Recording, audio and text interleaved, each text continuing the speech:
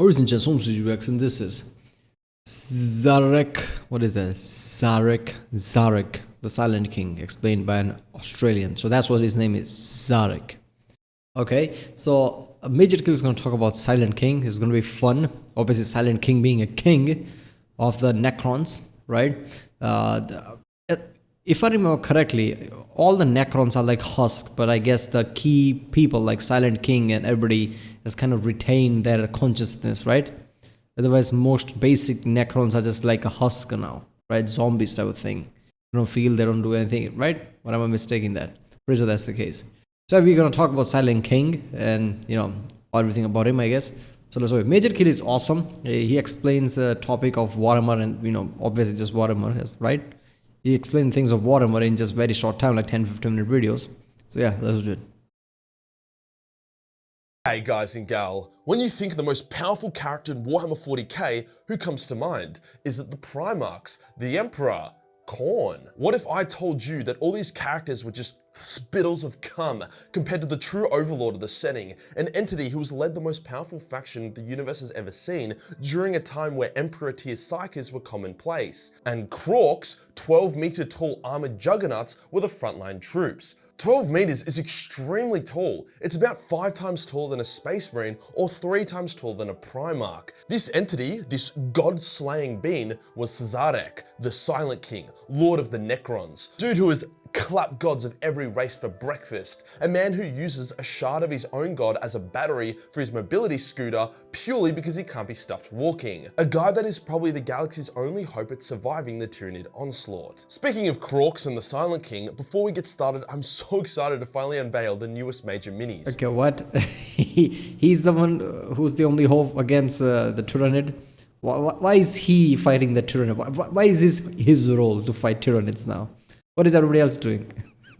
Hold on to something, because first we have the King Orc, or Kork for short. Before you're like, Major Kill, we like heroic scale miniatures, not busts. As a King Orc is 12 meters tall, this is heroic scale. This is exactly the size of a King Orc at 1/64th scale, according to Battle Mace 40 million lore. Comes with awesome shit. Blade arm, gun arm, spiky grenade, and a massive custom blade. The catch is that because limited edition items are dope and this guy is very difficult to 3D print, like one of our printers exploded halfway through printing one of these, there will only be 100 of these guys in existence. So if you want one as like a proxy Gargant or Mega Gargant, or want to be the first person in the world to make a lore accurate War in Heaven diorama, or you just want to own the most badass miniature ever created, then link is below. International shipping on the King Orcs is free. But wait, there's more. As well as So King Orcs, these are the ones doing the War in Heaven times, the early ones, is that it? Because I'm pretty sure orcs are not that big compared to the Space Marine. So if that orc is really that big, these are the old orcs, is that it? So what just happened there? Am I mistaking something? So they, in doing the War in Heaven times, obviously the old ones, Necrons, old ones created Eldars and orcs, and so this was the thing at that time, is that it? As the King Orc, I'm also releasing Setron, the Undying, bringing back a fan favorite into the futuristic setting of Battle Mace 40 million. Makes a great Overlord or, Silent King proxy. It's a stunning model, very detailed, and will blow the socks off anyone you wield him against. I actually had him put together and ready for photos in my lightbox, but Leroy got excited and smacked him with his tail at 500 miles an hour. So Setron got low-key obliterated, and he needs his reanimation protocols to kick in before he's ready for photos. As the $10,000 painting competition is just getting started, I'm so excited to see what you guys and gals do with these 2 new models. You've still got 3 months to buy a Major Mini, paint it, and send me a photo, and you could win thousands of dollars. So bloody hyped for these 2, we've been working on them for ages. Today we'll go over the lore of the Silent King, what he did during the War in Heaven, the impact he has had on the setting, and what he was up to for 60 million years, as well as the exciting shit he's currently up to at the moment. Let's get into it. What he did pretty significant shit. I've already made a It could be the reason behind all the current conflict, right? I mean, without his War in Heaven, pretty sure like unchaos gods created during the War in Heaven because of all this chaotic shit. And the Necrons, the Silent King is the reason all this happened. They're like, fuck the old ones, went to Catans, woke them up and all that shit. So all the grimness of the 41st millennia can be traced back to the Necrons and the Silent King. So he's saying that he's important is pretty He's the one behind everything, apparently. in heaven video, so I'm not going to jerk off that dead horse twice, if that's how the saying goes. But long story short, an ancient godlike race of super psycho frog people began seeding the galaxy with life. They encountered a race of salty little sausage people who didn't know how to make sunscreen, hence we're getting turbo-raped by cancer from their sun. You would have thought they would have evolved beyond that or figured out a solution by now, but that's neither here nor there. The salty sausages asked the god frogs to make them sunscreen, and the god frogs told them to suck their amphibious scrotums. The salty sausages got salty and declared war on the frog gods. This war was less about trying to find the secrets of sunscreen, and more so the Silent King, yes he was the lord of the sausages at this time, giving his people That is the best major kill type sentences that I ever heard describing this shit. First of all, I remember, I think it was Lutin's video, right? Remember all the shit that happens to Necron? I'm like, that is one of the most depressing thing ever. So whatever Necrons did after Necron Tears, whatever Necron Tears did after that is understandable. All the wars and shit, old ones said, oh, you can go, all of you can go fuck yourself. I don't care if you're all dying. I'm not going to share my secrets. So everything else after that is understandable, right? You could say the old ones don't owe them anything, but that's not the point. They were dying left and right. What do you want them to do, man? It was just horrible.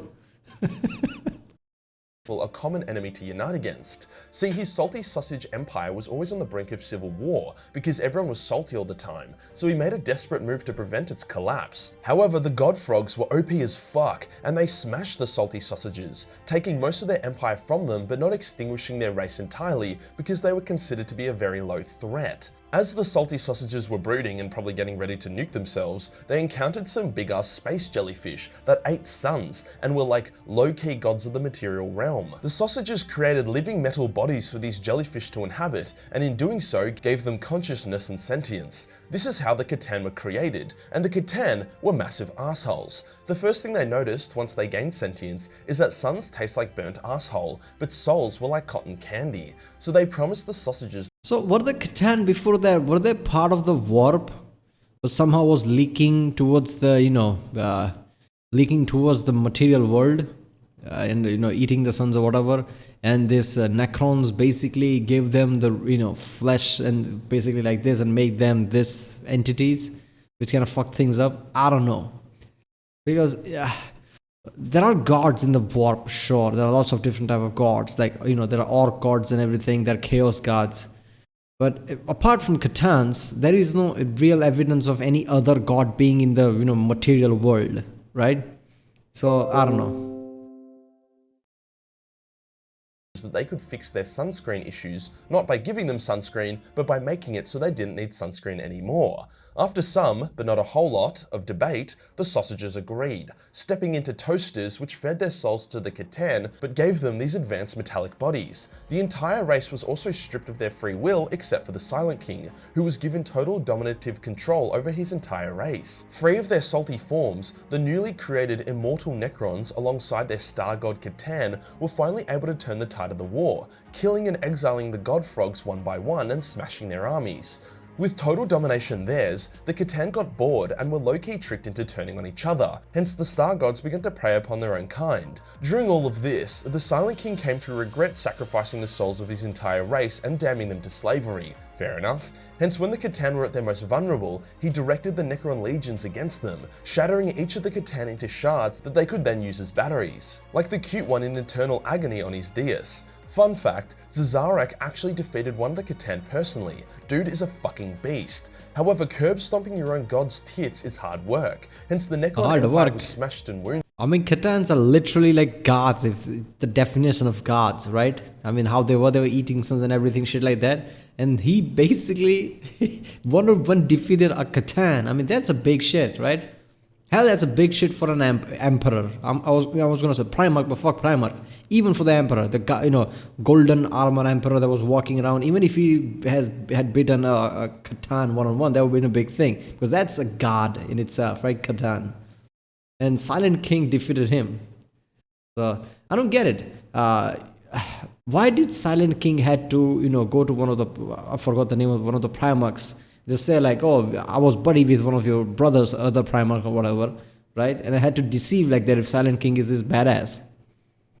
did. At a similar time, the Eldar were on the rise, and the Silent King recognized that they would probably lose to them this time round. Hence he ordered the entire Necron race to sleep for 50 million years, giving the Eldar Empire time to rise and fall, at which point the Necrons could return to claim what was rightfully theirs. The Silent King's final act before the galactic coma was to remove his command override, giving his people their free will back. Well, kind of, giving the top 1% of Necrons their free will, whilst the other 99% remained as low-key lobotomized slaves. There would be no slumber for Szarekh, however. Dude felt like shit for turbo-raping the galaxy with his bad decisions, and he went off for 60 million years to try find a solution. But before we talk about his vague but cool vacation, let's take a step back. Why was he called the Silent King, and how did his royalty actually work? The Necrons, and indeed their salty sausage precursors, which were called the Necron tier, were split into dynasties that were all under the command of the Triarch, a ruling council of 3 Necrons. The Silent King was called such as he never spoke to anyone except his fellow Triarch members, who would then tell the rest of the Necrons his will. It was a pretty flawed system and it didn't make much sense, but the nickname Silent King is fucking badass, so I'll allow it. When the Necrons were flesh and blood and died all the time, the dynasties were able to elect the new Silent King from any of the other dynasties. So the balance of power was always moving around. However, since Szarekh and his people became Necrons, he has become the permanent lord of the Necrons. Well, in title anyways. More on that in a bit. The Silent King traveled all around the galaxy and even outside the Milky Way during his 60 million years of exile. He was quite melancholic, able to do what no other Necron had done, get over his own pride, ego, and accept responsibility for his failures. He resolved to fix them, believing he could potentially take biomass from other sources and use it to create living bodies. Then after that, he could transfer the Necron consciousnesses into them, more or less bringing the Necron race back to life. I don't know what they would do about their lack of soul situation, however, the vast majority of Necrons are keen to return to flesh and blood, even though it means giving up their godlike immortality status. During his vacay, the Silent King also encountered and fought a fuckload of Tyranids outside of the Milky Way. He realized that if the Tyranids were able to consume the Milky Way's biomass, then his dream of returning to flesh would be impossible. Hence he declared them as his nemesis, and he returned to the Milky Way to prepare for their oncoming hordes. At first he was stealthy, subtly influencing Necron. Oh yeah, that's the case about Tyranids, right? They fucked everything else besides Milky Way. So in Milky Way, they're kind of beginning to arrive. That's why they don't feel like the biggest threat. But they're supposed to be the biggest threat because every other galaxy is fucked. That's the case, right? And Silent King knows that. So he's like, oh, fuck me. They're going to eat Milky Way too, right? And I have to stop that. Otherwise, it's not going to work. That's why. Dynasties in his own disguises to make them keen for a return to flesh and blood, also attempting to unite them. Eventually, he made his return official, uniting his own dynasty and regaining the loyalty of numerous others. However, with the Necrons gaining their free will, many others have resisted his call for unity. Others prefer their Necron state over flesh and blood, whilst others are salty that he fucked over their entire race and enslaved them. Fair enough. However, little by little, he is becoming more and more powerful. Orokin the Diviner, one of the Necron's greatest, is his advisor, whilst even Trazyn has popped his head in to say g'day. He also has the loyalty of the Triarch Praetorians, who are like the moderators of the Necron Empire and have a shitload of authority. Overall, he's actually a pretty swell dude, an honourable warrior who won't use his insta-win super weapons on you as long as you fight with honour yourself. He'll even let you live if you are worthy enough. In a piece of controversial lore, he once teamed up with the Blood Angels by wearing a peaceful death mask of Sanguinius in order to take on a greater Tyranid enemy. As his honor dictates, he then departed peacefully and without incident. I actually don't mind this lore. The Tyranids were the greater threat and he is honorable. Obviously, he would attempt to team up with the Blood Angels in this situation. In recent times, after the birth— I see him as a bitch trying to do that, but basically he was trying to make sure there is no conflict there, right? Trying to play a diplomatic way, I guess. Because his goal was Tyranids, right? And seeing how he's cold-headed now, right? Basically, so he's just like, okay, if I do this, if I deceive them like this, if we can team up and we can actually do something. But that's what his mentality was. Not that he was a bitch. Okay, kind of makes sense.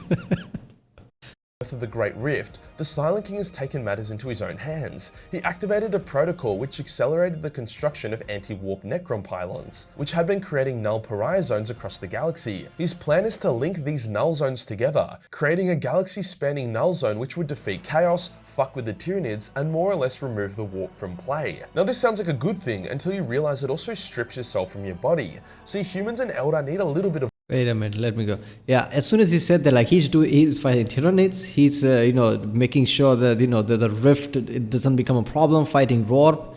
This all sounds like all the Empire Imperium behind just jumping up, cheering. Like what the fuck? Which would defeat Chaos, fuck with the Tyranids, and more or less remove the warp from play. Now this sounds like a good thing until you realize it also strips your soul from your body. See, humans and Eldar need a little bit of warp to survive. Enough for their souls to exist and thrive. Yeah. Chaos is the other end of the spectrum. Too much warp. So the Mortal Order factions are really aiming for that middle ground. Either extreme would spell their extinction. As such, the Imperium has begun invading the greatest of these null zones, the domain of the Silent King, which is called the Pariah Nexus. It cannot allow the Nexus to expand, just as it cannot allow the Great Rift to expand. After all, even if the Silent King is a swell dude, he is still a Necron and doesn't give a fuck about the souls of the other races. The Imperial forces have been able to push into the Nexus, taking over a few worlds. However, they can't really do shit against the Silent King, at least not without help. They were able to send a message to Guilliman for aid, so it seems like a showdown between the Lord of Ultramar and the Silent King is on the horizon, which I'm super fucking keen for. I predict that the Silent King will outmatch and beat Guilliman at the cost of Guilliman sabotaging the Pariah Nexus. Guilliman will be at the Silent King's mercy, who will let him live. Entire Imperium can do shit against Silent King. They need Guilliman. What? Entire Imperium. I thought Imperium is the dominating force in the 41st millennia because everybody's weaker. Necron is weaker because they don't have the numbers and shit, right? Orc is Orc, Tyranid is Tyranid, basically, right? The Eldars, so same thing, don't have that much of force. Some of them become Drukhari, some of them are Crafter Eldar because of the Slanesh shit. I thought Imperium and a whole empire was the dominating force, right? So how are they can't do anything about Silent King right now? They need Guilliman. I mean, I guess they need Guilliman's brilliant mind to, I guess, strategize. Is that what it is?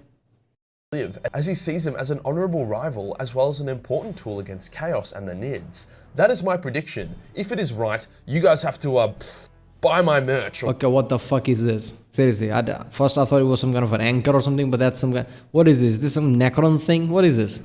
Some shit. And if I'm wrong, then I'll hire someone to cock and ball torture me. Seems like a fair deal. I do need to quickly address the elephant in the room. I said the Silent King is one of, if not the most powerful being in the galaxy, and I have provided some evidence, but I'll really lay it out. The dude is a Necron dialed up to 11. His living metal instantly regenerates from any wound. His DS provides him with obscene firepower and defenses. I mean, it's got a Catan shard battery after all, the kind of battery which lesser Necrons would use to power entire worlds. He struck and shattered the Burning One, a legendary Catan, a feat which no one in the setting has been able to do other than Cain, the Eldar god of war. Even the Emperor's defeat of the Void Dragon isn't as impressive when you discover that that was just a shard of the Void Dragon. A big shard, but a shard nonetheless. Above all though, his power comes from his tools at his disposal. The tools that allow him to unite the most powerful empire the universe has ever seen. Tools which allow him to have a moon-sized battle barge. Tools which allow him to permanently kill the warp. An act that would not only kill the Chaos Gods, but also the Emperor. The Silent King is powerful as fuck, the most powerful individual in the setting. Above all though, the Silent King represents a solution to the Necron's Fucking heretic. main problem, their internal division. If you read any Necron book, you'll know that they are so much more powerful and advanced than all the other races. However, they waste it with petty infighting, lack of ambition, and pride. However, as they become more unified, they get way more powerful. In only a few short years of his return, the Silent King is already putting a plan in motion that would defeat the entire galaxy and bring it under his heel. Compare that to Chaos, who took 10,000 years to break Cadia, or the Tyranids, who have been invading the Milky Way for centuries, and you'll see just how powerful this guy is. I, for one, am glad to finally see a genuine threat that isn't Chaos, and I'm hoping this is one of the first steps of many to bring the Xeno factions back to the forefront where they belong. Now all GW has to do is make Gazkala a Krork, wake up your Ned, and bring back the Lion, and the setting will become the mother of all Royal Rumbles. If you enjoyed the video and you want to Yeah, but there is also you can make a case about anyone who tries to instantly do things, doesn't matter how, has a major major weakness there, right? That he hasn't been in play for a long time, like how Imperium has, Chaos has, right? Every other race has.